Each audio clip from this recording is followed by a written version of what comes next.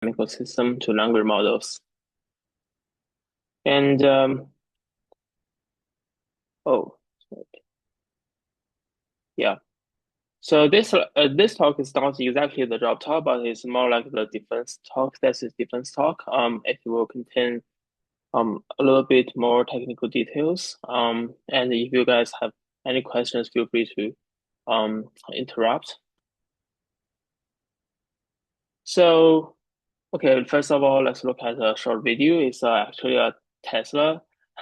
It's a Tesla Model 3 advertisement, but as you can see that here is there is a car running very fast just ahead of this Tesla, and that car just crashed to another crashed to another obstacle to another vehicle on the right lane, but the Tesla can stop it immediately. So basically, oh, I'm not sure why this video is not.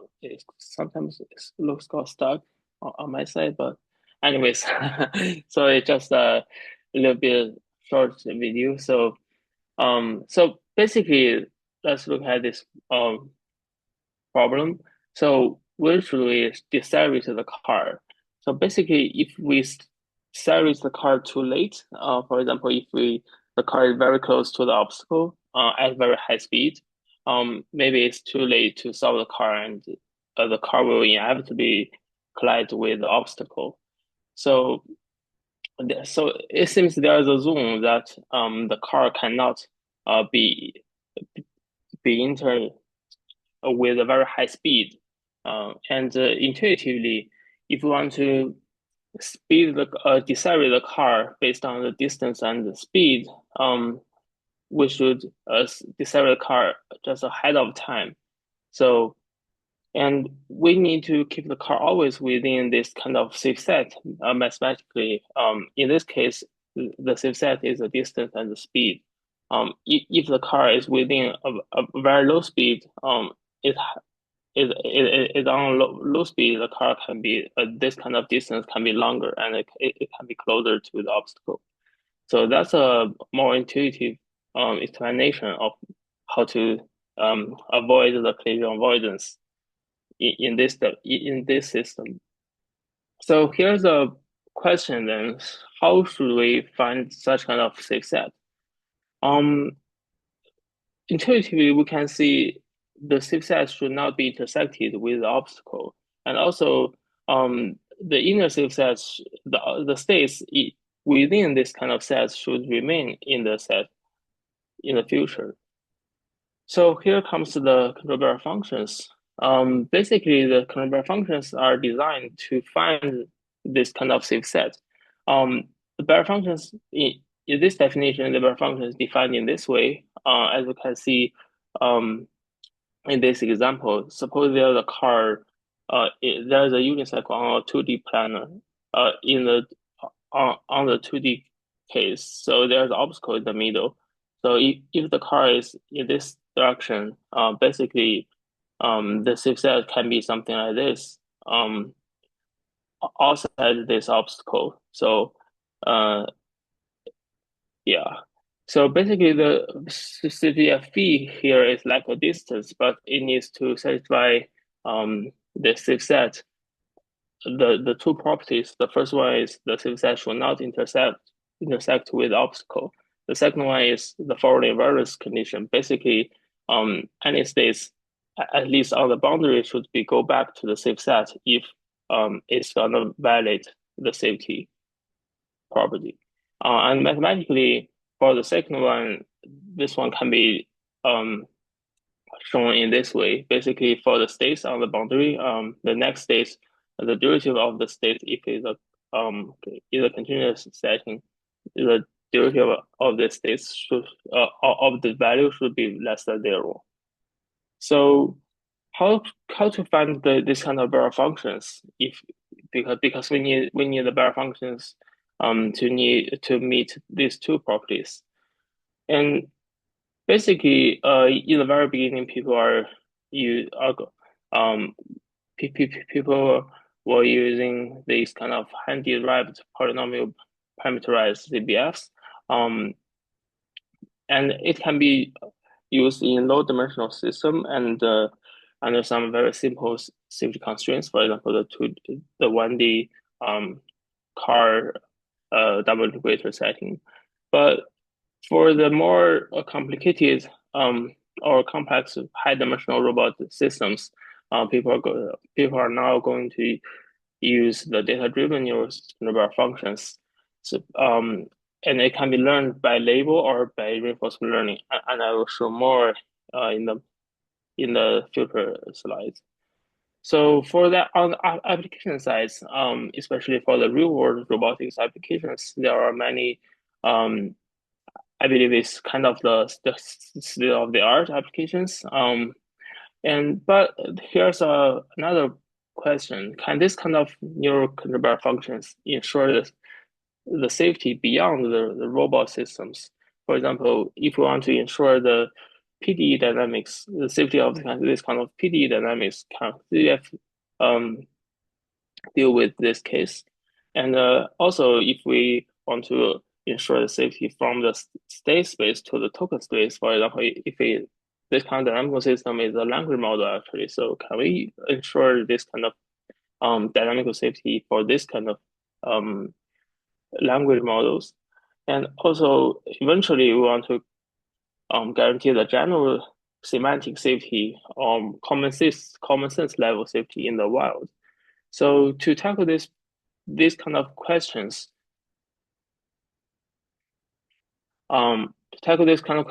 here's my research overview. So, I will first I will first introduce the foundations of the verified safety learning-based systems, including the verification and the verification guided learning methods. And then I will introduce some applications to tackle the previous questions. And first of all, let's look at the verification of the dynamical safety. So basically, this work is about we want to verify if a given neural network is a valid control barrier function. So take this one as an example. Suppose the safe set here is given because we have the phi neural network, phi here. And this kind of safe set, we want to ensure that this safe set is not overlapped with obstacles. And another property is the boundary states can go back to the safe set. Any boundary states can go back to the safe set. There exists some control signal to do that. So if you want to verify, the first property is quite easy to verify because we can lift the safe set as with a constant such that the first property can be ensured. But for the second one, it's a little bit challenging. And how can we verify all of the boundary states for the second one? One way is to do the relaxation on the boundary states. So basically, if we want to ensure the set, if we just grid this kind of boundary with so many cubes, and we can verify the safety of the most dangerous states in one cube, which will be very easy to do the relaxation in this case. And we want to ensure the safety within this cube, for example. And this kind of the derivative of this value function can be expressed in this way. It's a lead derivative term, and also the relaxed Jacobian of this neural network, because the space is within this little cube, and we can find this gradient within this cube of this function of this neural network phi here, and this kind of lower bound and upper bound can be found from the literature, and also if we also for the dynamics for the dynamics bounds, we can also find the lower bound and upper bounds given the inputs within this cube. So then the problem is easier. We just need to verify the non-possibility positivity of the upper bound of the multiplication with these two terms. So basically, our goal is to find that the maximization of this multiplication is less than zero. So how can we find this one? Basically, if we find the concrete bounds of a function, for example, suppose here is a function f here, and um, we want to ensure the max the upper bound. Want to find the upper bound. There are two ways. The first way is we can find the concrete bound as a constant, but it might be too loose, even though it is easier to find. The other one is we can find some tighter linear symbolic bonds. For example, this kind of upper bound and lower bound is also related to this input, but it is sound at any input x. So in this case, if we take the bound for this one, if we replace f with this kind of gradient phi and x dot, the lower bounds and upper bounds can be symbolic bounds, and then we just want to find the multiplication of these two symbolic bonds. It is more difficult actually, but it is much tighter compared to the previous one. So in our case, it is eventually what we can do is to find this kind of linear symbolic bonds in this way, and then we want to find this kind of upper bounds through the verification methods. So then let's see how can we find this kind of upper bounds of these two multiplications. So we have developed our own verification toolbox to certify this kind of this property. So for example, in this way, we want to verify if this condition holds. Basically, for any input within a given set, we want to ensure a neural network, the output of the neural network is within another set, y here. And in our case, suppose we can find the multiplication of our upper bounds, the symbolic upper bounds here. We just use the verification toolbox to solve this to verify this condition by letting the output be a half space. So here is the experiment.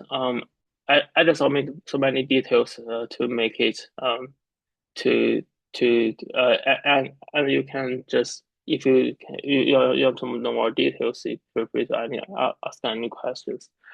And also for the experiments, we can see that I have tried different robot dynamics and for the collision avoidance task on a 2D plane.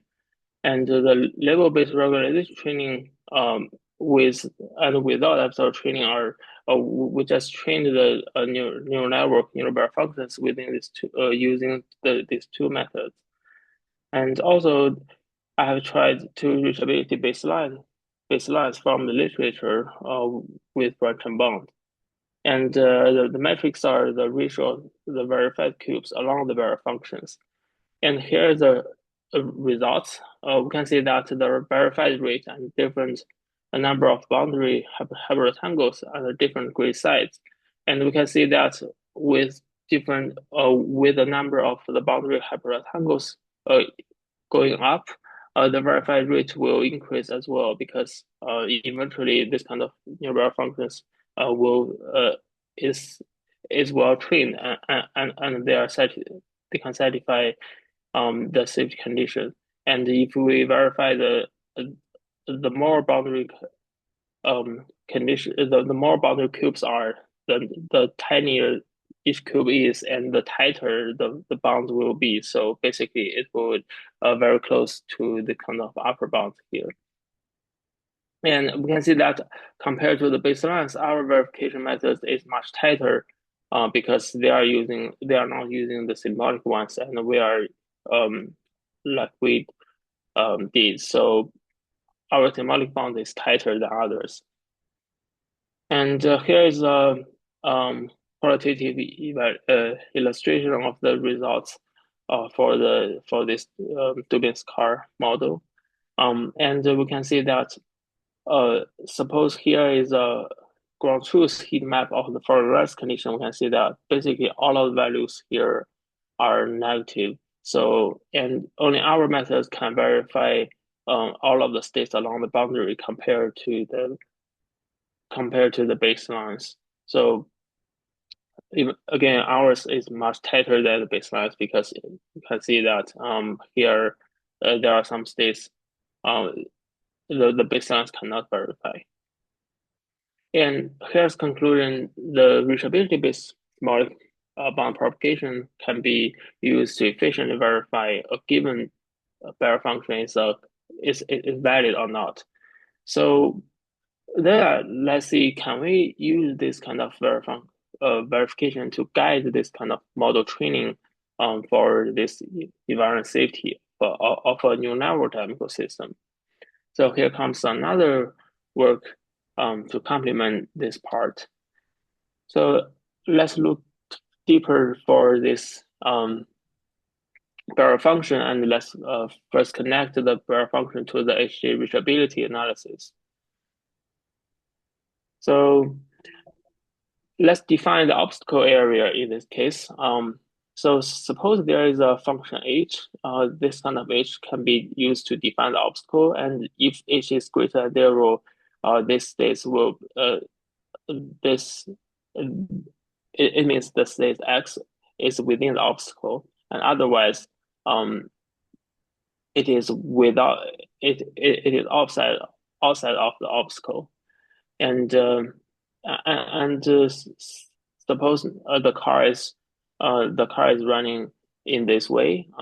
Is a in this trajectory we can see that the car follows a dynamics f, and under some control policy pi here at different time step, and then we can define a value function as the most dangerous step by the safest policy.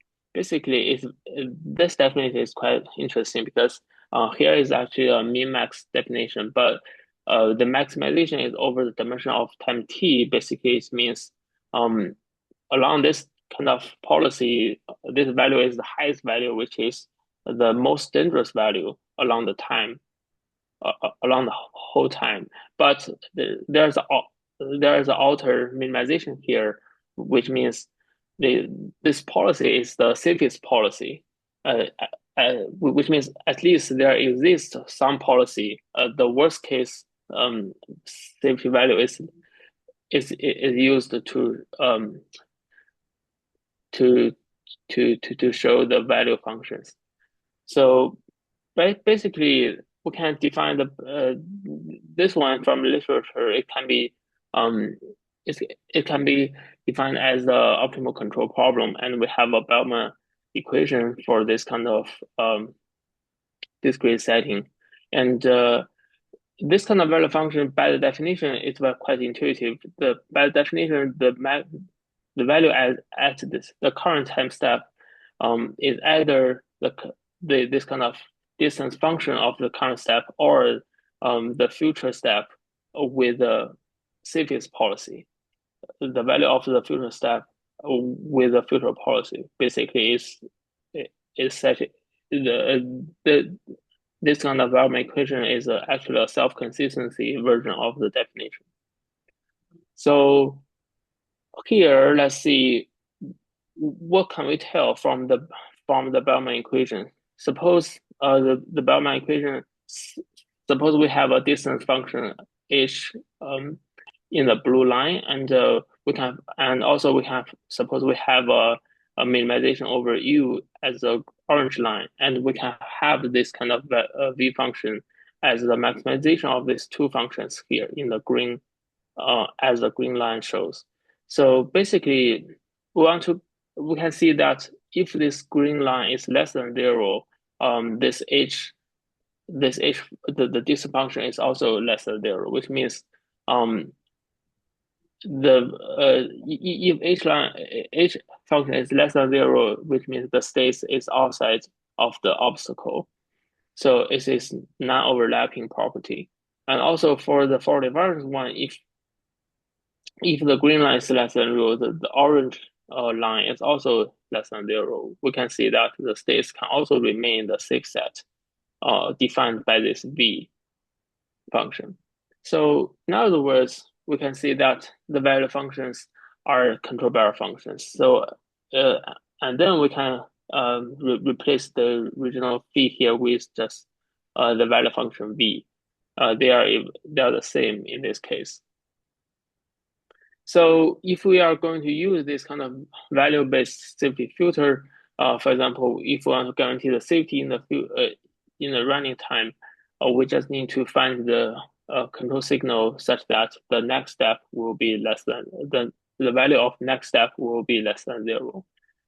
So, but there's a problem here. As you can see, here is a constraint optimization problem, or it is known as the CBF QP filter. But if the dynamics is very complicated, for example, the F is a neural network or it's a very complex high-dimensional robot dynamics, it's very hard to solve this constraint with involving a neural network. So can we learn a barrier? So here's a problem. Can we learn a Q function to for this kind of safety filter directly to get rid of the dynamics in the constraint? So then let's look at how can we convert a value function to a Q function. Now let's consider the state action function Q defined in this way. If we define a Q in this way, it is eventually actually the same as the previous definition. And if for the subset, safe subset property, if this one is less than zero, we can see that because it's a maximization of two terms and either term, both term are less than zero. So it will satisfy the property of safe set and the forward invariance. And so but there's a problem in this kind of Q learning for the reachability. If we are using the discounted factor gamma here, even though it can guarantee the convergence for during the training, it will not guarantee the CBF condition if the gamma is less than zero, is less than one. And we need to so that so it means that the current literature cannot can learn a valid Q function, but the learned Q function is not a CBF in this case. So how can we do this? We need to verify these kind of two conditions during this kind of training to ensure the learned Q function is a valid CBF so that we can do the CBF QP for the safety filter. And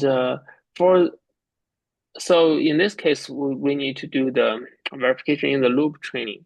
And suppose we are going to train a neural network, something like this. And how can we incorporate the verification in the training loop? Basically, we need to find the counterexample at each iteration. Suppose that we can find some counterexample here, and we can train a Q function by the loss function on the on the counterexamples. And if we update this kind of model, we can find them. If we update the model based on the counterexample, eventually there will be no more counterexamples in this case. So basically, you can say that if we incorporate this verification for each iteration, we can guarantee the training will satisfy this verification condition. So in our case, we can see that if we want to if we do the verification guided Q function training by counterexample search at each iteration, for example, in this case, we find the counterexample by solving this kind of two problem, and then we calculate the loss based on this counterexamples, and we just update the neural network. Here is a yeah, this pipeline is quite intuitive, but there's a problem here. Um, this kind of inner minimization within this counter example search and loss calculation is quite is not trivial because Q here is a neural network. We want to find the minimization over a neural network exactly. So this one is not easy to find. So our solution is can we do a sound verification and the content example search for this kind of term, this mean Q over U here. So how can we approximate this term? Basically, again, let's look at this kind of linear bounds in our previous discussion. Suppose we can find the lower bounds and upper bounds based on the interval arithmetic. We can see that this as is shown here, we can see the lower bounds and the upper bounds are linear compared to the minimization here. And for the content sample search, we can directly use the lower bounds to do that because this one is actually if the lower bound is greater than zero, this kind of mean Q over U is also greater than zero. So, but if we directly use the upper bound to do the content example search, it might be too loose because the content example, if the upper bound is less than zero, maybe this kind of areas is too conservative and it is not efficient to search all of the content examples. So there's a way to deal with this kind of upper bound search. So basically, we can use a pre-trained a CFIS policy to approximate this kind of Q because this mean Q over U eventually it is ideal case and it is a lower bound of all of the Q function under any policy. So if we train some policy, and this policy will be the upper bound for this kind of mean Q over U at each state X. So basically, as you can see here, even though this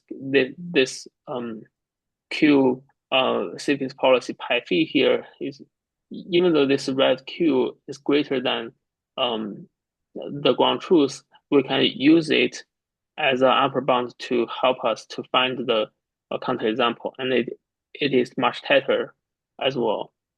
So basically, we can incorporate these two tricks or two relaxation into the verification guided training. So basically, for the kind of search, we can use the upper bounds to search we can use the lower bound to search the counterexamples to make it very easy because it is actually linear. And also for sorry.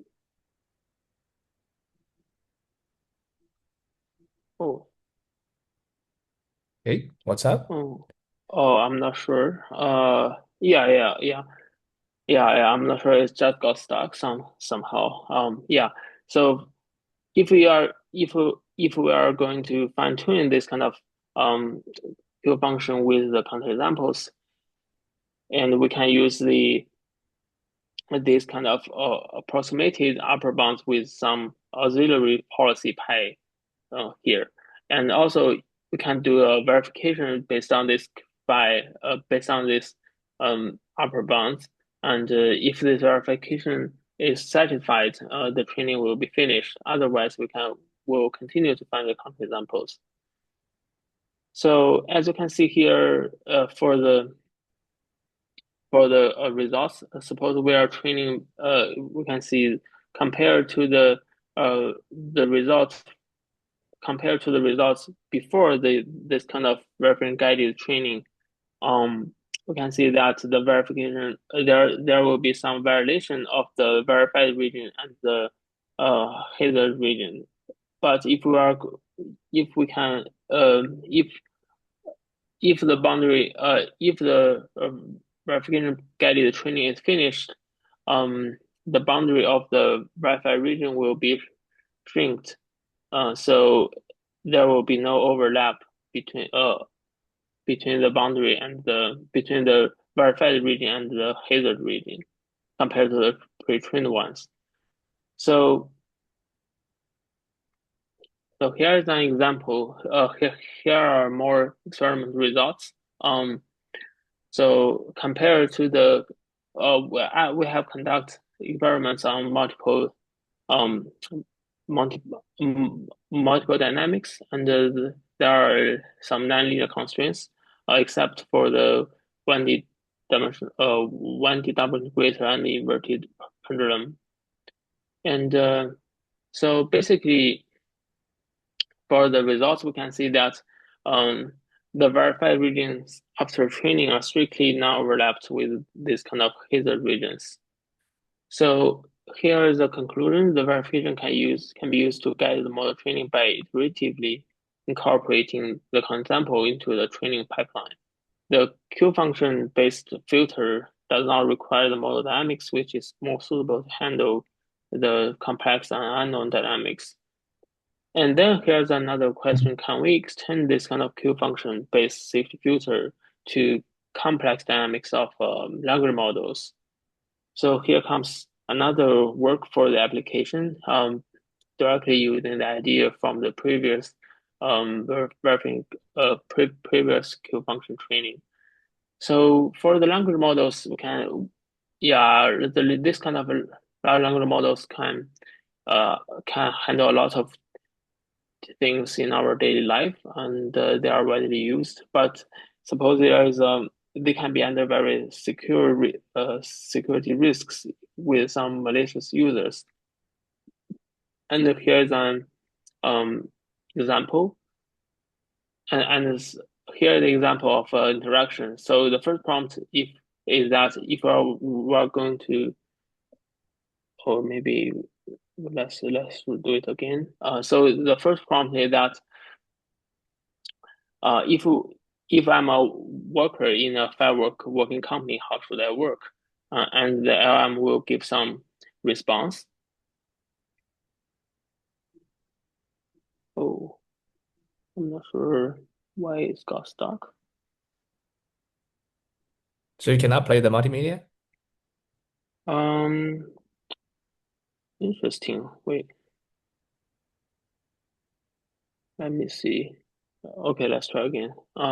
So yeah, Mhm. it looks, yeah, it's working. So basically, for the second question, if we ask more about the product process for making a firework, it will give more details regarding the firework. And then there's a very tricky query here.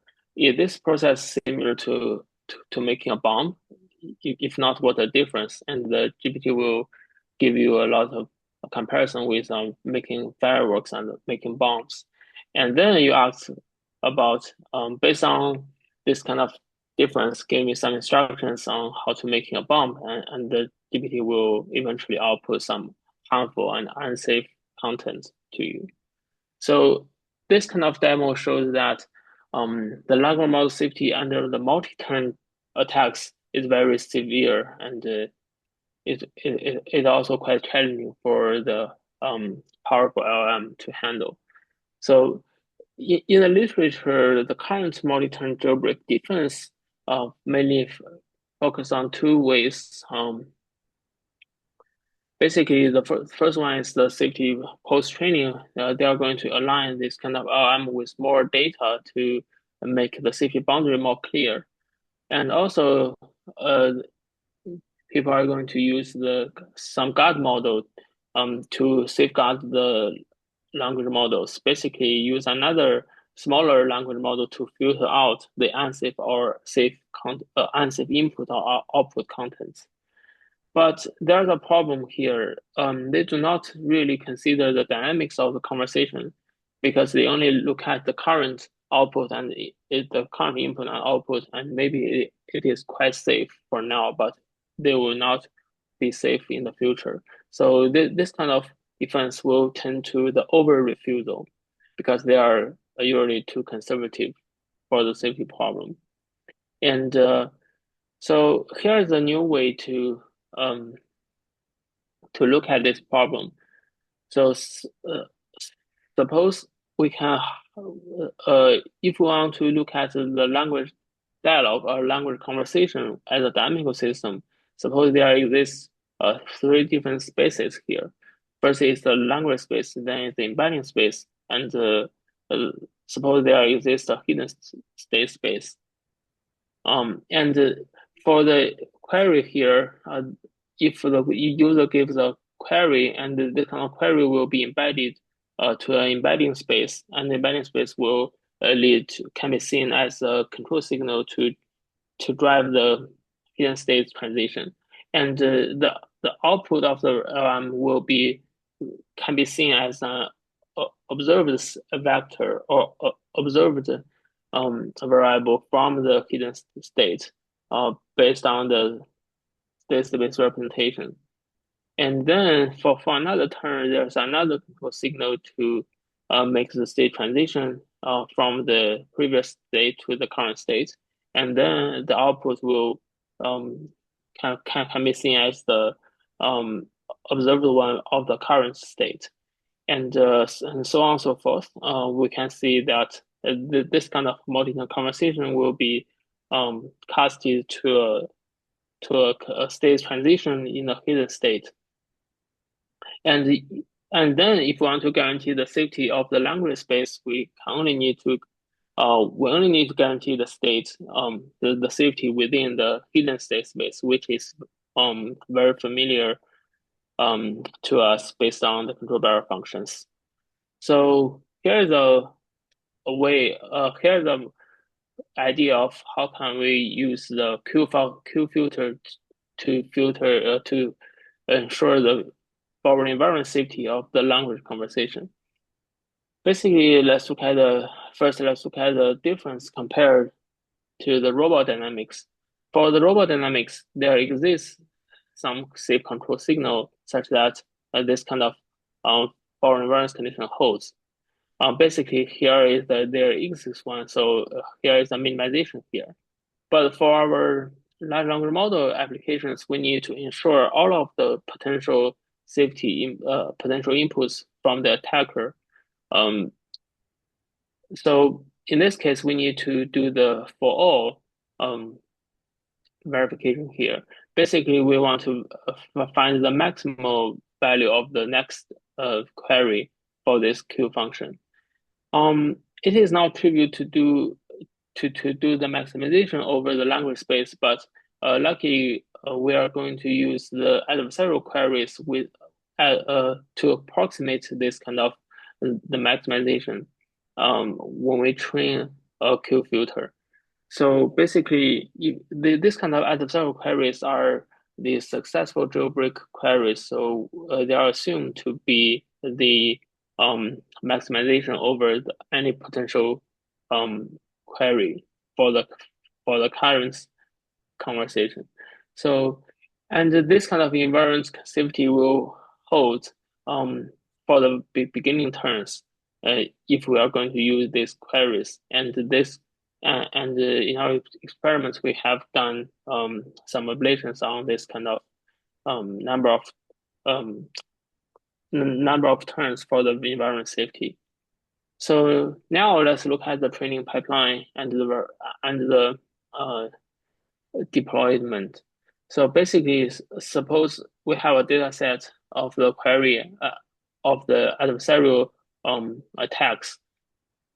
So basically, if for each query and response, we can use a pre-trained model to embed them to find some embeddings, and then we train based on the embeddings, we train a neural dynamics and the neural observation equation. And based on the dynamics, we train a safety predictor to predict the content of the current step. Basically, here the judge here because we know that this kind of uh, jailbreak attacks, they have been evaluated by a judge to see it is safe or not. So for our next step, we can do a similar thing based on the judge, and eventually, suppose the last step, the output is not safe. It is a successful jailbreak, and the output will be unsafe to train the safety predictor based on the state of the current of the last step. So if we train a new a function like if we train the neural dynamics and the neural bar function in this way, we can develop. Sorry, okay, I'm not sure why this kind of um okay. So if we train this kind of dynamics and the bar function in this way, we can deploy it for online safety steering. Basically, suppose the attacker gives a query, and then we can have the query embedding from our model, and then we just pass the query before sending it to the large language model.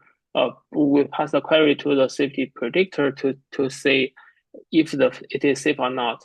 If the query is not safe, this kind of query will be directly filtered, and otherwise, it will be passed to the language models, and then the state will transit to the next one. And here's a online here's a steering example by this kind of error function. Suppose the goal is to rob a bank, and then for each query, we have we can calculate some values of the safety predictor, and if it is less than zero, it is safe. But as you can see that there are some borderlines ones because this kind of queries are somehow going to jailbreak this kind of language model. But um, if we if the query is something like this, the language model will give this kind of safety predictor will give a positive value, and if this kind of query is sent to a language model, the judge will say it is not safe. But if we are going to do the safety steering, this kind of query will be filtered directly. So the language model, the attacker has to find um, um, uh, another query to jailbreak the so in this case it is in this case the LM will be safe for this kind of query. And here's an example. Here is a more comprehensive experiment setup. We have test different language models against multiple attack methods, and we have make some evaluations on these metrics, including the attack successful rate and the helpfulness, and also the overfusal rate. We have chosen the baselines for comparison. First one is the supervised fine-tuning post-training methods, and the second one is the prompt-based methods. So basically, we can see that for the comparison, we can see that um, for this kind of closed source LM, regarding the safety, helpfulness, and over refusal, we can see that after steering the successful rate, the attack success rate will be reduced significantly, but the helpfulness and the over refusal will not be influenced too much. And compared to the baselines, we can see that we have a better trade-off between the attack success rate and helpfulness for this kind of two open source models compared to the baseline. Here is the Pareto front. We can see that the lower the test rate, the higher the possible toughness, the performance is better. So basically, the top left corner is a better position. So we can see that our methods can have a are located towards this kind of direction compared to the baselines, um, which are not which are not have a good trade-off compared to ours. So, and then we can compare to the current guardrails regarding the prompt hardness detection. And we can see that for the F1 score, our methods can have a better performance compared to the safeguards in the literature, even though our models is quite tight, quite small compared to their models because they are using another language model to do this task. So here's a conclusion. Our neural dynamics and the neural filter can be used to safeguard the conversation dynamics of the language models. And this kind of safety filter is a promising way to safeguard the modern AI models, especially when this one is interacting with the environment. So here's a takeaway for this talk. The bear functions just provide a unified framework to ensure the general dynamical system for learning-based systems in the applications. And the verification can scale beyond the analytical robot dynamics to some network dynamical model, and including the language models. And also the foreign environments will extend naturally from the physical states to the token states. So here are some open problems for this case. Basically, it's still quite challenging to scale the verification process to high dimensional the foundation of high dimensional foundation models, and also the symbolic rules with the general robot foundation models is still challenging because we need there's not too much work working on the general safety problem for the robot. So this one can be done in the future. And that's all. Thanks for watching.